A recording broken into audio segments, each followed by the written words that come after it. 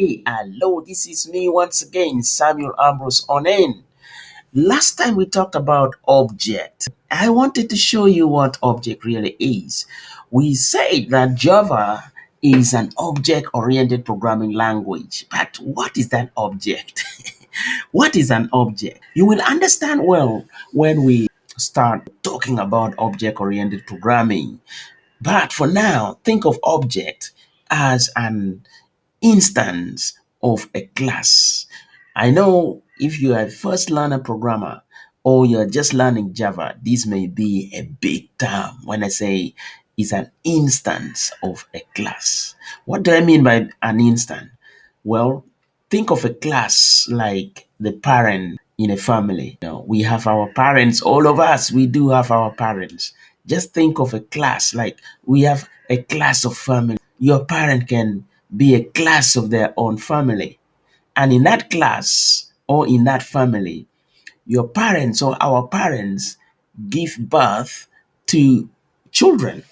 My parents gave birth to me. So that means by giving birth to me, creating their instant, you know, an instant, which is me, is the object of my parent. That is the best way to describe object, my friend. Object is an instance of a class because you use the class to create a given object in Java. But I'm not going to waste much time talking about it right now because this is just an introduction and we are going to delve deep into object-oriented programming in the next coming section of this course, and you will understand what an object is better than what I'm trying to describe right now. So just imagine you can see the blue dots there on the side of the screen, and all dots can be modeled as objects. The objects came from somewhere, from a class or classes, could be different kind of objects, but they all came from a specific class.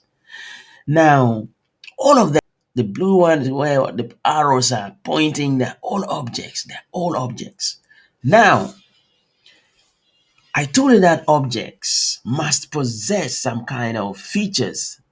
Those features are their properties.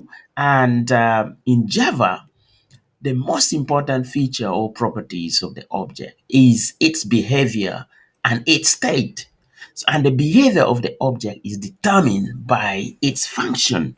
So when we create function in Java, that means we are creating the behavior. We are trying to create a way to manipulate the object, to make the object to behave in a certain way or to do something. That's why we have functions in Java.